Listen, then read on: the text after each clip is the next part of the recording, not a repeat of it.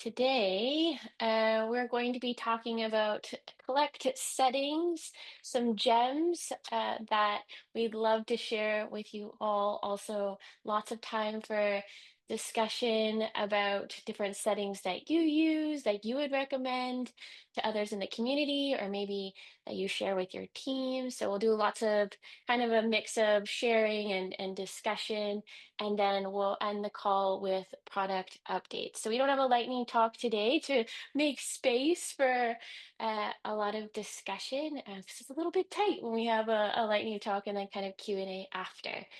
And then we'll stay on the call as usual for some spicy questions after hours if you want to stay, but feel free to ask any questions throughout the entire session. So maybe I will hand it over to Ellen. Ellen, do you want to share your screen as you go through, or do you want me to? Yeah. That sounds great. Okay. Let I'll me share. stop here. Perfect. Amazing. Hi, everybody. So like Ali said, today we thought we'd go back to a format we've used before where we share some ideas, get some feedback from you all. We want to focus on settings today because we talk a lot about forms and form definitions and how much you can encode in those forms. But sometimes we forget that you can actually put a lot of interesting workflow constraints in settings for collect as well. So some of you have talked about these things in lightning talks, like Mathieu comes to mind, using the username and phone number settings in really interesting ways. But we thought it'd be a fun session to kind of focus on settings and then also how do you get them to devices? How do you provision multiple devices? These are themes that are important for all projects, and so it's a good opportunity to share ideas and hopefully strengthen some of what we can all do as a community. So we thought we'd focus on kind of 5 scenarios. Like I said, we want to interleave some conversation. So I'm going to share a couple of ideas and then open up the floor and hear from all of you how you use these specific settings and other ideas that you might want to share. So let's dive in. The first one that we wanted to talk about a little bit that we see a lot of people using and could be useful for some of you is disabling drafts. So you can completely disable anything to do with drafts for your data collectors by hiding the draft button in the main screen and then also hiding the save as draft options from both, I guess in form entry settings, you have to hide it from both while the form is being filled and the end of form screen. So kind of with these 3 different places, you can completely disable the concept of drafts. This is useful when you want to make sure that somebody in the field is only capturing data while they're physically with the subject, right? So if they're doing a household survey, you want to guarantee that they're only filling out information when they are with the person that they're interviewing, not also, when they're at their house later on, kind of changing things. So this, again, is kind of something common. I think it's going to combine really nicely with the upcoming feature to edit forms on device. So if you think about that, this would be a way to make it so that you know about all of the edits that have happened. Like right now, if there are drafts, a data collector can go home, make some edits, 3 days later, make more edits, 7 days later, make more edits, and then make the submission. You know some time has passed. If you have the audit log, you can reconstruct what happened, but it's a little bit tricky to see that history. If you disable drafts and you allow edits, what you'll force is for the data collector to finalize the form. And then if they make more edits, you will see those edits in central when they submit. So that will allow you to use basically the same diff kind of experience that you see when you make Enketo-based edits, so web-based edits. You'll get to see that with your data collectors in the field. So we think this is going to be, this is already a hot setting, but we think it's going to become even hotter. Another one that's kind of similar here is preventing backwards navigation in the form. So we know that for some of you, it's really important to be able to jump around and like, oh, I found this little piece of information. I want to go to another part of the form. So great. That works really well with the normal settings. But in other contexts, it's problematic if people jump back. Maybe for the same reasons as for the drafts. Maybe it's you don't want them to go back and change information after the interview has already progressed. Another really common case where you might not want to navigate backwards is if you're doing things with repeats. So I think some of you are doing things like building a roster, so first you start like, who's in your household? You get all the names. And then you have another repeat to kind of ask questions of all of those people, or maybe only the eligible people. It's really hard to get the form design right so that you can make edits to the roster and not have everything fall apart in the follow-up. Maybe this is a little bit abstract, and if you want an example, I can definitely share that. But you can solve that by saying, hey, let's not allow moving backwards. Another example, some people have workflows where they have like a select multiple and then they have a repeat based on the things that were selected. Similar kind of idea. If you go back and you change what was selected, that can change what each repeat instance is about. And then your data is kind of all messed up. So you can prevent moving backwards. This is a setting. Look at the screenshot here. So when you disable moving backwards, collect kind of helps you out. It's like, okay, if you really, really don't want someone moving backwards, also you should disable drafts. You should disable all the save as things that I've just showed. You want to make sure that constraints are processed when you swipe forward. And so collect will make all of those changes for you if you want. So those are kind of two ways of restricting and controlling the workflow a little bit more. I'm curious to hear from all of you, like, have you used some of these before? Are you doing things to constrain data collector workflows a little bit more?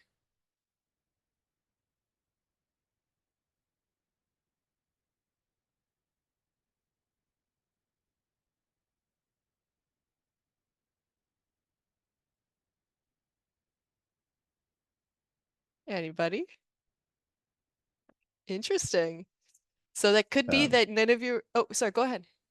no, well, sorry, I was just going to say, yeah, I haven't yet either, same as in the chat. But the concept of disabling drafts with allowing edits is one that I could get on board with. So, like you say, you get the diff then. So it's you still get a draft of sorts if you need to pause and come back and then continue it later or review it or go over it and then make some corrections and send it. So it's you've sent a version, you sent the updated version. I think I'd prefer that to 16 drafts that you never know about on device and then a final version sent.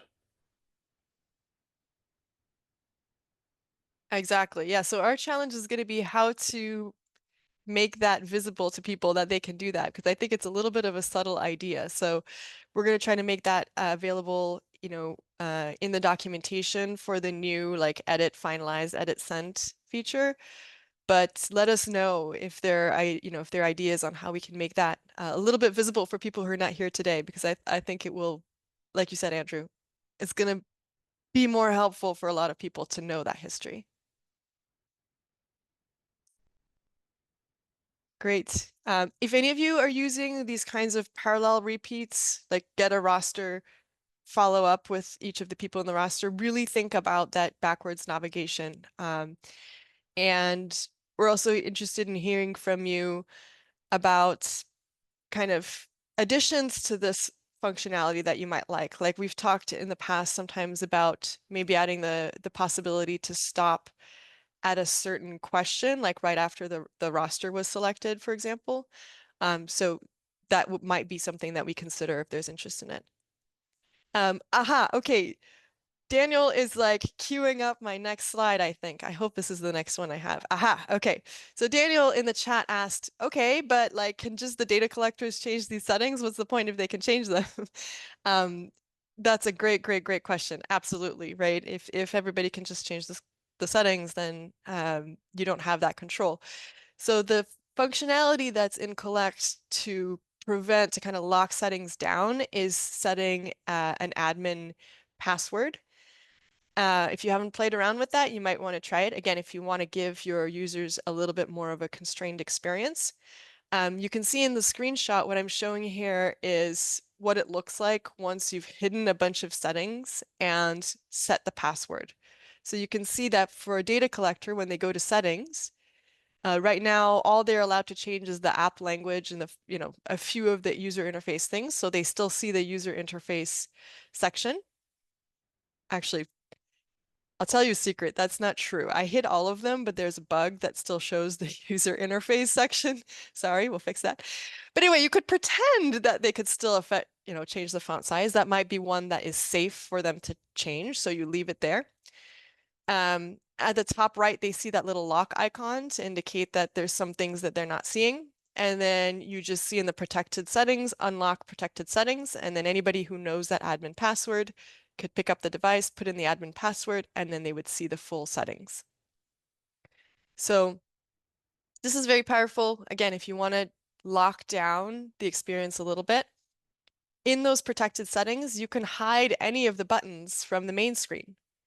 So I was just talking to an organization that really wants a very controlled experience for their data collectors. They just have the Start New Form button.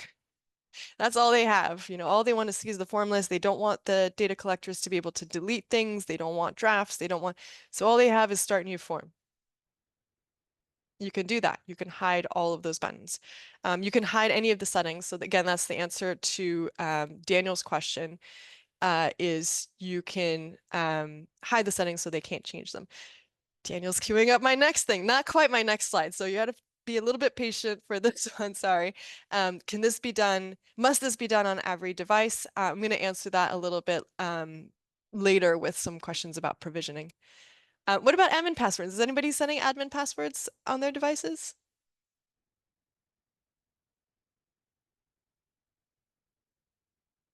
I'm seeing some head shaking. So it looks like probably you're working in high trust environments, which is great. Definitely there are a lot of contexts in which it's totally fine to leave all those settings available and let people control their own experience. But if ever you find yourself in a slightly less trusted experience, or you have data collectors that are less well trained, consider something like this where you can lock things down a little bit better. Okay, so I'm going to go in kind of a different direction here, just a not super well-known setting that I wanted to highlight. Now that I see it, I realize my screenshot is not the most pretty. Probably could have spent a little bit more time on the form design. But hopefully it gives you this idea that Collect does have this guidance hint concept. The idea with guidance hints is to provide a place to have more detailed information for training or maybe as a refresher. So the way that it looks is, well, actually, so there is a Collect setting called Show Guidance for Questions that's off by default. So guidance hints are not shown.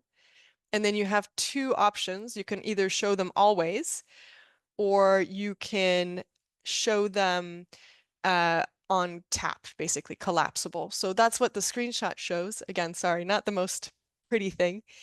The little eye icon, if you tap on that, it'll collapse the extra details about set a welcoming tone, pace yourself. That's kind of like reminders of how you might want to present the information. You don't need to see that every time. So you can collapse it. As a data collector, you can choose to show it if you're like, oh, I don't really remember, or I'm feeling like things aren't going well. Let me get some more guidance. You can show it when you're first training, and then you can keep it collapsed the rest of the time. So this is a pretty useful tool that I think gets forgotten a little bit, and something that you might want to try in certain contexts. Oh, I want to come back to. Oh, so I see some things in the chat. So Andrew, you use this. Okay, awesome. Much more verbose information. And then your suggestion is maybe guidance hints should be on by default and collapsed. I was kind of thinking about that too. So that's good feedback. If others of you are using guidance hints and are kind of feeling the same way, maybe we can start an ideas thread and start thinking about that. We always, when we add things, there's always this question of like, is it going to be disruptive to change the behavior? But in this case, if people don't know about guidance hints, they don't have them in their form. So yeah, maybe we should reconsider that default. Yeah, exactly what Andrew just said. If you don't use them, nothing appears. So yeah, okay, let's talk about that. Vincent, do you want to tell us a little bit about the password setting, kind of how you use that in your workflows?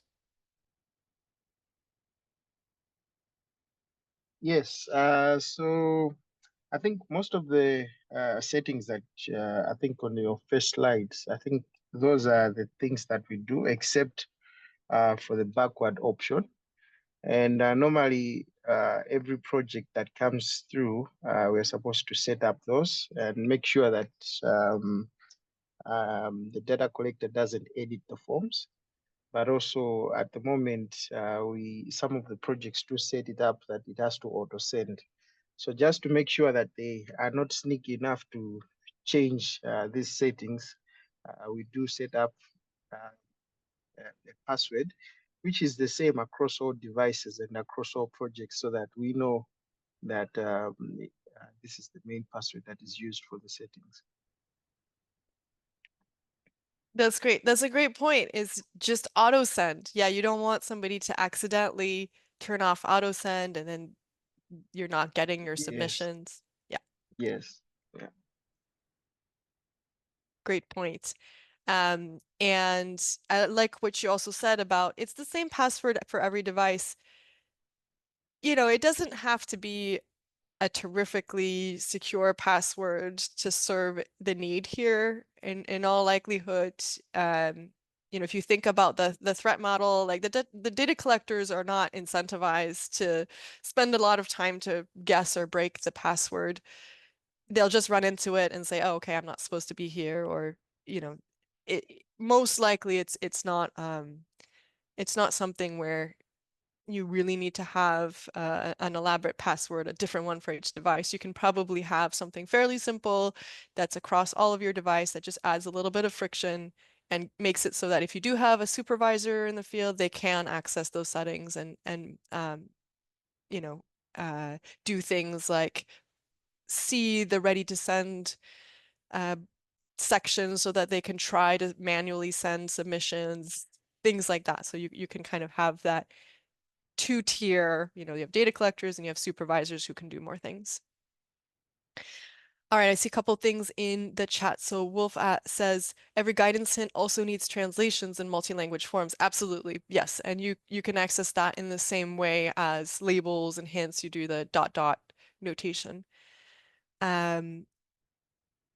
As far as I know, there's no default forwarding. Correct, right. So there's no fallback to the default language. So if you have multiple languages in your forms, you do need to explicitly have text for all of those. Otherwise, you'll end up like with a dash, I think. So yes, it doesn't fall back to the default language. That's right. And then how is the backward blocking related to the navigation menu? I might need a little more context on this one if you want me to take it, or we can take it offline. What do you think? Do you want to add more thoughts to this, Wolf?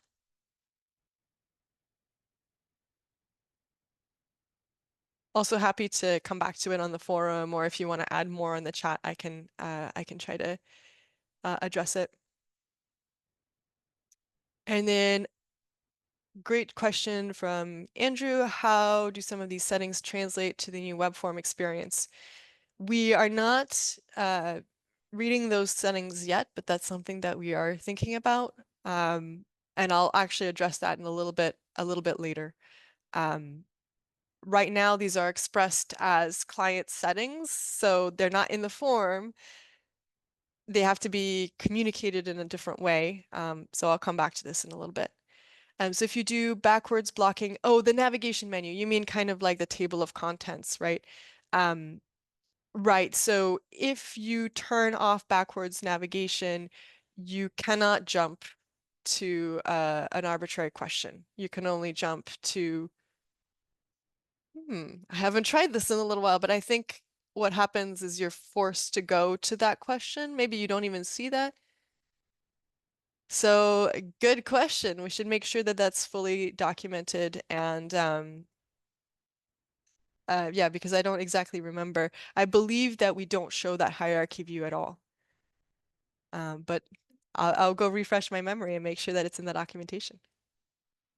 But I do know when we were introducing that feature, we were kept on realizing, oh yeah, there are lots of ways that you can freely navigate the form, and we really tried to lock them all down. And that's part of why Collect prompts you to change other settings as well, is to make sure you're not accidentally allowing free movement when you don't intend to.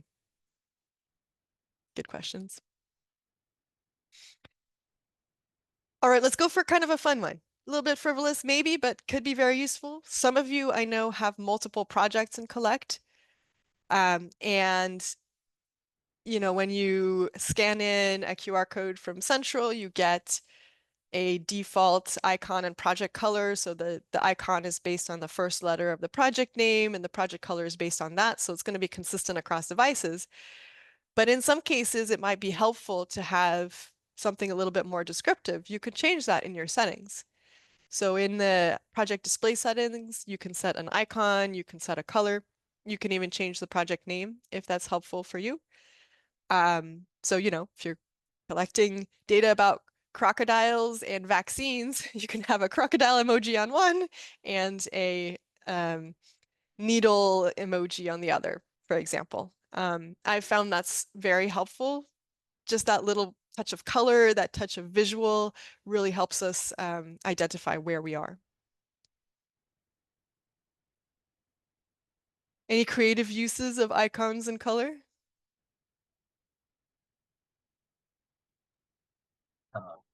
Yes, I think this is one that has. I'm using this the most, I think, recently, because I'm just looking at my ODK Collect. I have like 18 projects here. Sure, I could have scanned. So, and for the study we're currently conducting for health facilities, we're doing across 4 LGs. It's the same thing.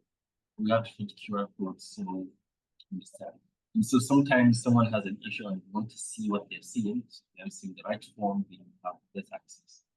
And navigating through 15 forms can just be daunting, especially without using it. So the first thing I do is I scan a QR code from Central before I even share it.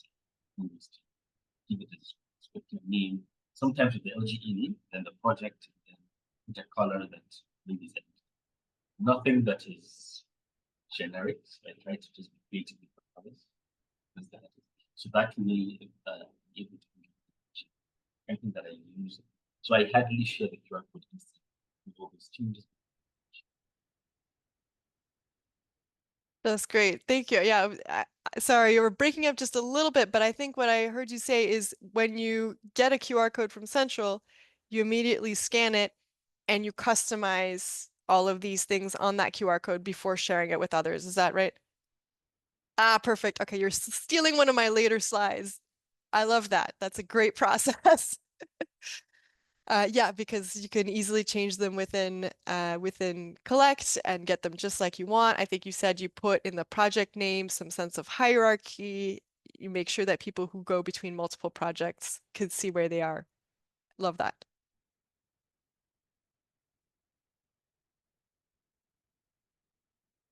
Okay, and then so I have some questions here. This icon's not visible inside the form or any listings. That's correct. Currently, it's only visible in the main menu.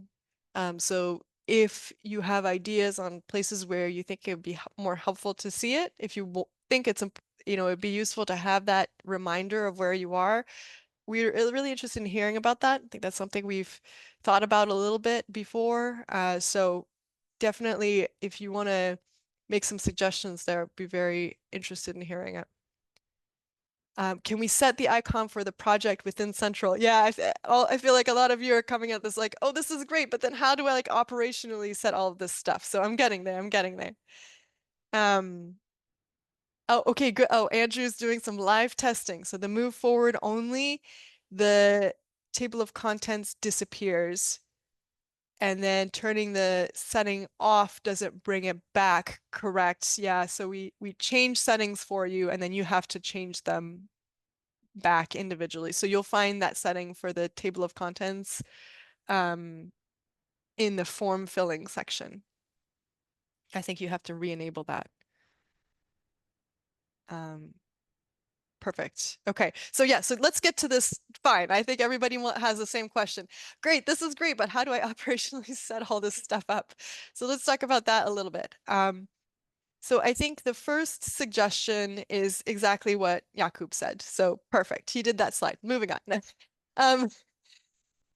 Just to show you in a little bit more detail what he was talking about. This is maybe not the most discoverable thing. So again, if you have ideas on how we can make this more discoverable, very open to that. When you set up a collect device just like you want it, you can get the QR code for it and then scan it in from other devices. So this is a common way when people have a lot of devices that they need to set up exactly the same. They do what Jakub said, set everything up like they want within collect, and then either, I've seen different things. So it'll be at a training, that one person will have a device and then they'll show it to the next person, and then it'll kind of go around the room that way, just everybody showing their phones to the person behind them, the person next to them, and then that can propagate that way.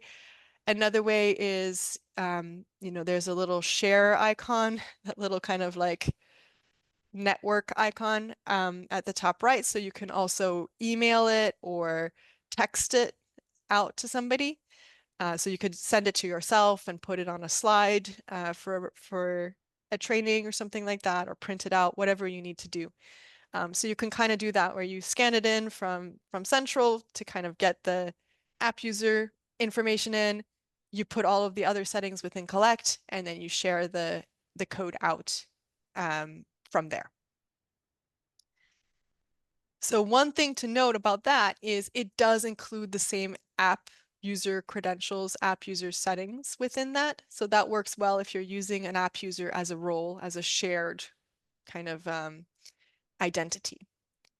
If you don't want to do that, you want to have app users representing individuals, which a lot of people want to do, this won't work quite as well.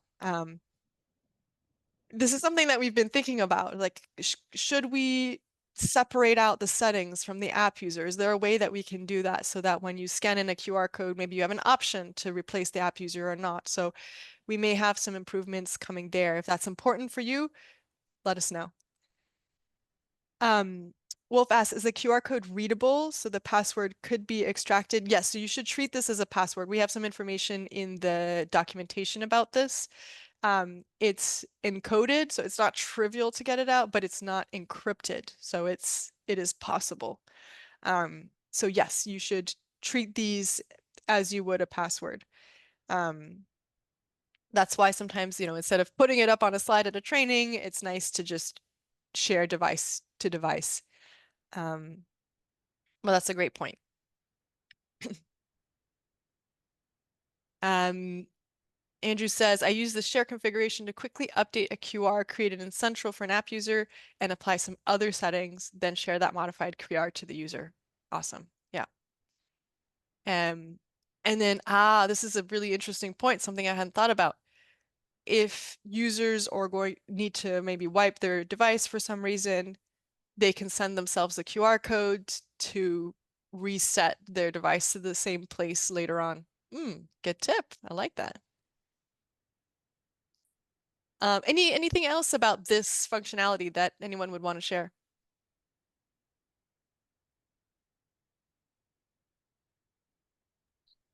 Yes. So with the QR code, you mentioned that it's not the most findable feature. I don't know. It works great in some scenarios, but in some it's not so great. So I work with some of the people who are not very tech savvy, and so going through multiple steps can just be. And so over time, it's a dedicated part of the training to show them how to access this particular code, because a number of things can happen. The device could die, they could change a device, or they would want to share the team member. So sometimes what we do is a pull and push training. So we have 23 LGEs. We don't invite all the supervisors. We just invite maybe the ones per zone. So maybe at the end of the week, maybe 7 or 8 people. And so they're responsible with sharing those QR codes. And so we have to be very sure that they know where to look for it. If not, there will be a lot of callbacks. I don't see the QR code, or send it to me, or share it. And because of security, as you mentioned, we don't want to share with them images. We prefer that they open their devices on site for the other supervisors to share. And so yes, it works. So it's like the dedicated part of the training. After we go through the tool, go through how to share the QR code, how to view it, so you're able to access it. Great. Yes, I think it's really important to design that intentionally. When are we going to provision the devices? How are we going to communicate about what this QR code means? That's great. Now, if you don't like computer programming, that's totally fine. Close your eyes, don't look at this. You don't have to do this, but just if you're interested, you can generate your own QR codes. That gives you full control to put any settings that you want in there. So I put some links to docs on how to do that, and also a script that does a little bit more. It actually creates app users. So for example, if you have a spreadsheet of app usernames and some settings for each of them, like Jakub was saying, maybe you want to have a different project name for each app user, or different color or something like that. You can put that all in a spreadsheet, and then you can use the script to create the app users in Central, get the app user token, create the codes, and then basically get a PDF of all of those codes. So that's, a little bit more advanced of a workflow, but for especially large projects with different customization needs, it can be a powerful one. Here we have a question. Is there a setting to disable the QR code sharing?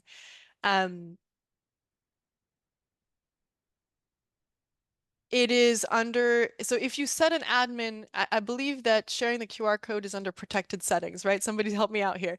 So I think if you put the admin password, you won't be able to access that. So double check me, but I mean, yes, the answer is yes, because you can hide all of the settings and put the admin password. My recollection is that if you just put an admin password, it won't be accessible. Great. Great. So there's some other suggestions. Sad is asking, yeah, if we want to bulk create hundreds of QR codes, currently our best bet is this kind of scripting. But we have, we've been doing a lot of research around user management. Some of you have seen some of our preliminary mock-ups and prototypes. We're working towards being able to work with hundreds of app users in more comfortable ways. So look out for that. And if you have ideas around what you'd like to see, please share. Okay, I want to share another kind of future-looking potential solution for this. This is work that we have ongoing and that we think will probably be in the next Collect release. Again, it may not be applicable to everybody, but I just kind of wanted to share it with you. So this is some functionality to do configuration through mobile device management. Some of you may have seen, I just shared a thread on the forum about this. Mobile device management is a way to manage a fleet of devices, kind of control them a little bit, and do things like force certain applications to be installed, force certain settings at either the Android level or for a particular application. I think some of you use different MDM solutions, sometimes just to make sure the right applications are on there, sometimes for more advanced things. I don't want to go too deeply into MDM, but if you're working on a larger project, it's something that you might want to consider. And it makes for a cool demo. So I'll at least show you this. It might give you some ideas. So I'm going to show a system here called TinyMDM. Everybody can see what I'm sharing here, right? You see collect as well? Cool. So what we have here is I have a device on my desk. This is the one that's being shown on my screen. and it is controlled by MDM. So what that means, I have it currently in bring your own device mode. So, you know, this is my space. I can do whatever I want here. But then if I scan up, you can see I have two profiles. I have a work profile. You see the little briefcase that controls those applications. I don't have any control over this. Basically, the mobile device management system installs apps for me, sets my settings. I have no control. And then I have my personal space. Here I can do whatever I want. So this is, just wanted to kind of put this idea in your head. You don't have to completely take over devices to use MDM. You have this two profile concept. And so what we are working on adding to collect is a way to push settings to collect in this way, and basically push all of the settings that we've just been talking about. So here I'm editing a policy, and MDM software is very complicated, so I'm sorry it doesn't look, it's kind of like, oh, there's a lot going on. But you can see here the collect app is managed by MDM. It's controlled. And here there's a way to set a configuration. And so what we're working towards is making it so you can set configuration JSON, so all of the configuration settings, the same things that you would have in a QR code via MDM, and enable this setting. And I'm going to get some settings from the docs. Let's see. I'm going to search for settings JSON. I think we have an example in here somewhere. The settings QR code. So I invite you to read this page if you want to learn more about the QR codes, the security, those kinds of things. This is a sample of some settings JSON. So I'm going to copy this guy and put it in this text box and save. And then hopefully things are working. And woo, look, did you see that? Collect is configured with my QR code project. Oh, but it's not a QR. Yeah, whoa. No, some of your brains explode. It's cool, right? It makes, like I said, it makes for a great demo. And I think for larger projects, it's a very practical thing to do. It's not a QR code project though, so we're gonna make it an MDM project.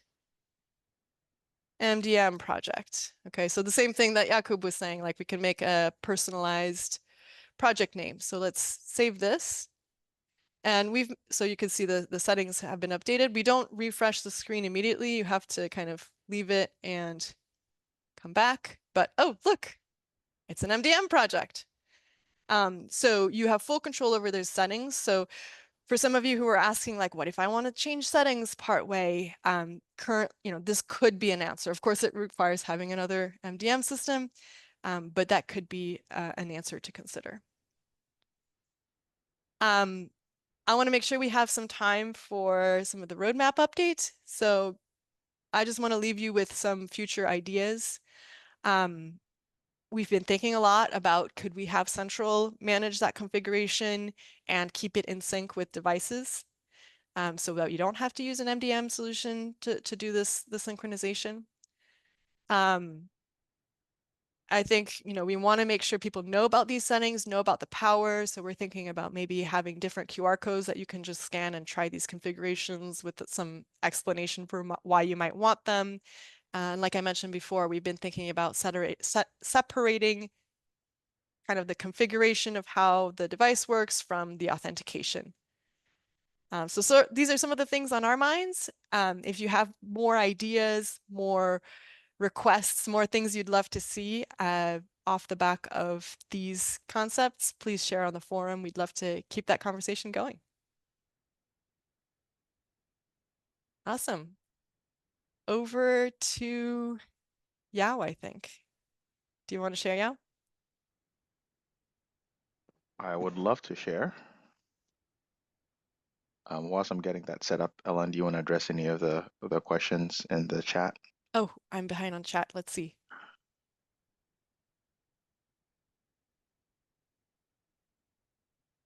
I think Andrew has something Okay, about share cool. file. I'm seeing Mathieu uses TinyMDM. Oh, awesome. Okay, so then you might be able to use this immediately.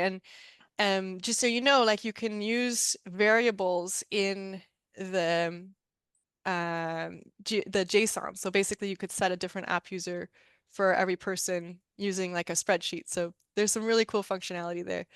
This is why Mathieu was smiling so big, because he can use this. And then Sad, yeah, affordable MDM solution. Yeah, they're pretty expensive. TinyMDM is probably the best that we have seen so far. But yes, it definitely adds additional cost. Absolutely. That's why we also want to look at other options. Shared files part of the policy. Can it include media such as MB tiles? I believe so. We haven't tried that yet. I'm not totally sure how it works with the app sandboxing. So if somebody tries it out, let us know. But I think there's a way. Any plan to force enter of username on the individual device? Oh, this is a big conversation. We have lots and lots of thoughts on this. I would say let's bring it to the forum and we can dig in deep. I can also point to a few different threads. Ali, maybe in the summary we can pull a few different threads related to usernames and why we use QR codes and that kind of stuff. Great. Thanks everybody for all the great questions and ideas. Exciting stuff in the pipeline. Along those same lines, I want to talk a little bit about what we have as far as product updates, both for Collect, for Central, and for web forms. And I'll try to leave questions. I'll leave time at the end for some questions and Q&A, and I think in after hours as well. All right, so Central, what is coming in Central? We just released 2024.3.2. This has Portuguese translations in Central, which is great. And then an Enketo fix. The fix, I believe, was there's a bug in Central in Enketo where if your language wasn't recognized by Enketo, it wouldn't load. So it's a very minor issue, but it's been fixed for folks who minor across the population. I see a lens going like this. It was a minor issue for people across the population of users. Obviously, if it affected you, it was not minor. But anyway, it's been fixed. Thank you for your patience as we got that rolled out. What we're working on now is new navigation, the draft redesign, info cards, and what's new prompts. I don't know if Nicole has been introduced. She has? No. So Nicole is a new designer on our team who just joined. She waved. I can see her on the screen. Other people can see her, hopefully. Maybe Nicole, let me come off. Can you come onto the mic and say hi? Yeah, absolutely. Hi, everyone. Happy to be here and be joining you all. As Yao mentioned, I'm the latest designer with Team ODK. I'm about a week in. And yeah, so far I've jumped into working on some of the info cards in relation to the draft redesign pages and the what's new prompt that I think he'll tell you a little bit more about. Yes, for sure. Thank you, Nicole. And so we're trying to make Central just easier and easier for folks to use, both folks who are new to the platform who are being onboarded and folks who've been living on the platform for a long time. And so the what's new prompts are just helping folks know more about what features are coming. So there'll be more of these changes coming down the line. And so just stay tuned for that. Now that we have Nicole on board, we're hopeful to be moving faster in that regard. Let me move to have a lot of screens here. Collect, what's coming in Collect? 225.1 is out. We have geo questions with a map now. Geo questions with map now zoom to the latest zoom level. You can sort of see it in the animation there. Essentially, this saves, if you're collecting data on repeating elements or lots of geo points, it's really annoying to like always zoom into the point that you need to remember. Mathieu is nodding. This must be Mathieu's greatest Insiders Call because pretty much everything he's ever wanted is all launching at once. We didn't schedule that on purpose. And so that's coming, that's already in Collect now. And my expectation is that other features, for example, like remembering the type of mapping you want to do, we're hoping to persist those as well. So those are coming. We've made some improvements to entity performance with ends and ors, summary view performance, those are reworked there, and then logging to get more information about crashes. Right now, we're working on editing submissions on device, which has been one of the most highly requested features. Work is coming along nicely there. I think I shared some videos on LinkedIn and on social media about that, so you can take a sneak peek at those. And I think those are on the forum as well. I'm having a lot of trouble talking today. So much exciting stuff happening. All right, so that's what's happening in Collect. Web forms. I wanted to talk about what's just been added. There's now a new default GeoPoint. If some of the insiders who were there at some of the workshops remember, we tried some of these, tested some of these prototypes with you. It's now available in web forms. And again, the experience here mirrors what was available in Collect. So for data collectors who are collecting points, you can now do that within the web browser, and it looks great. One of the reasons it looks great is that we have a new person joining the team. I remember seeing her on the call. I can't see her in my view now, but I believe Jennifer is here. Jennifer, do you want to come off mute and say hello? Yeah, hello everyone. I'm Jennifer Quesada. I'm a Costa Rican, the newest team member for WebForms. So I worked on the rank and this GeoPoint question type that you're seeing on the screen right now. So excited to be here. Fantastic. Thank you for joining, Jennifer. So yeah, the rank, the multi-choice rank, you might have seen that. We shared that a couple of weeks back, and then default GeoPoint. Trevor, who's I don't think is on the call, is working on getting the foundation for edits working, so you can edit data using web forms within Central. Jennifer's working on date question types, so those are coming very soon. What's coming up next is enabling you to opt into using web forms in Central. So the idea here is that if you want to keep using Enketo, that's totally fine, but you can opt into using web forms and try it out and make sure it works for both your forms and for your edits. And so that's coming up next. The other thing is a feature that I know a lot of folks want is you want to put I was actually on a call a couple of days ago. People want to put their own brand and their own styling and their own color on the web forms that they send out. And so that is something that we know is really important. There's going to be a big differentiator from Enketo. And so we're working on that next. So lots of exciting things coming. If at any point you're trying these features using the ODK web forms preview, or you're trying those forms and you have feedback, we need and love your feedback. Please do give the GeoPoint question type a try. Make sure it feels good on desktop devices or mobile devices, and pop your feedback either to me and Ali, or post it on the forum so the community can see and respond to that. Lots of exciting things. Next steps. We are going to share resources from all of these things that we discussed, some of the MDM stuff, some of the setting stuff. We're going to share that in a summary post along with a recorded video. The next call is on April 2nd, a day after April Fools. We're not going to do any tricks. We don't do that, the tricks on April 1st. We think that whole thing is silly. So we're not going to do any tricks. On April 2nd, we will share the things that we want to share. We'll do an insider's call. There'll be no jokes in that insider call beyond the standard dad jokes that I make. We want your feedback on what you would like to hear or like to talk about for the next insiders call. So if there are more things that you want to know about, you want to go do a deep dive on, or there's anybody that you know from the community who would be interested in doing a Lightlink talk, please reach out to us. We'd like to have folks share their knowledge with us and with the whole community. I have a few more minutes, so what I will say is that we have more resources. So some of the stuff that Alen talked about as far as workflow and settings that enable those workflows, we actually have a guide on that, on helping data collectors take the right action. So we'll share the slide deck and you get a link there to learn more about that. A lot of the documentation on the QR code settings are also available, along with docs on individual settings. It looks like Ali is dropping knowledge right now in real time in the chat. So that's fantastic.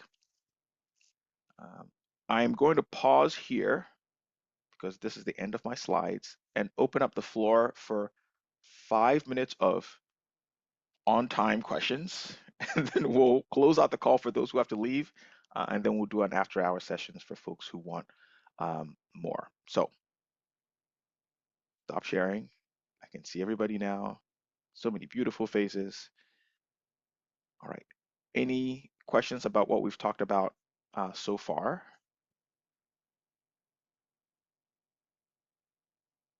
Any concerns?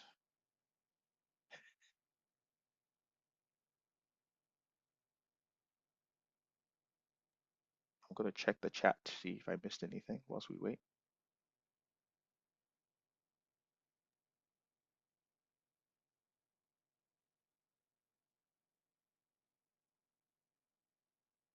I think we will try next week to configure collect with TinyMDM.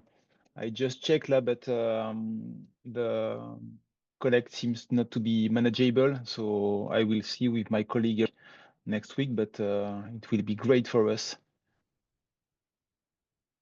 More than Future, 100 phones. it's future work. Yes, yes, yes. I should have, yeah, it's not released yet. So you would have to either use the you'd have to do a debug build to try it out. I can help you with that if you want to try it out. But we will try to get a beta as well soon so that you can dig Okay, deeper. great. Good to know that it would be useful for you.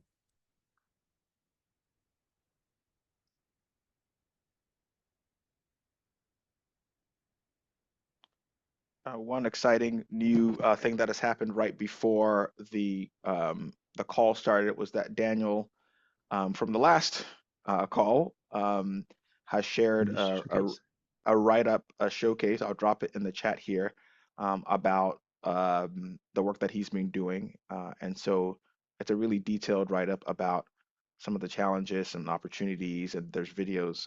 So if you're interested in using ODK for EUDR compliant agricultural workflows, that's a great resource to have. So do check that out. And thank you, Daniel, for putting that together. We'll share it out again on social media so people get a chance to see that.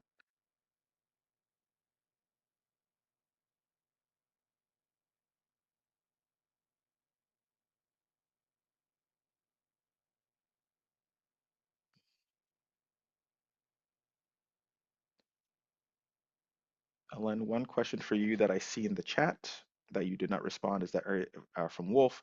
Is there any plan to encrypt the passwords in the QR codes?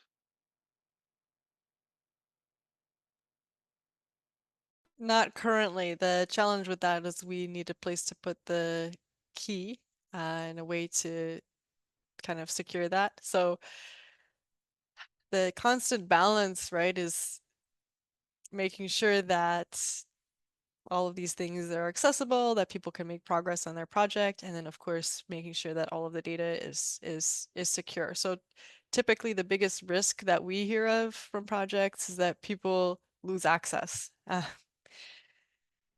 Of course, there are other contexts in which data security is extremely important. And so far, like we talked about a few months ago with the security insiders call, you know, we've really tried to be very clear, like our recommendation is to use really solid, secure device level locking. So making sure that the device locks automatically after a certain time, that there's a strong PIN or biometrics protecting it. That kind of allows us to balance, like I said, the requirement for availability and people having access and being able to complete their work, and you know, also satisfying those security needs. So that's kind of the current approach. And I just want to confirm that if you don't want access to that QR code reconfiguration, you don't want anybody to be able to see it, you can put an admin password and then that will lock down access to it.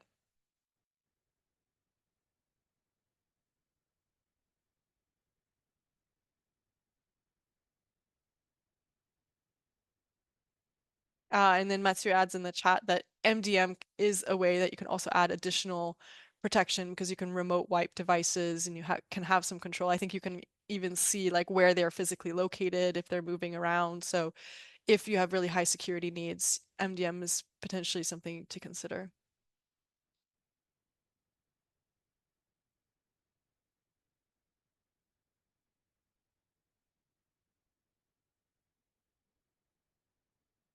All right. Well, This has been an amazing call. It's the most amazing part about it is that we've ended on time. So that's an incredible outcome. And nobody felt rushed along the way.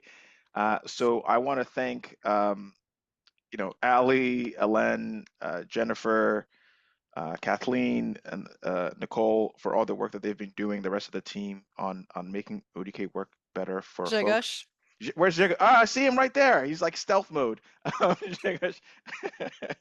And thank all the insiders for joining. I hope it was a helpful and useful call for you. As you can see, we have a ton of exciting new features coming, and so stay tuned for those. And thank you for your participation.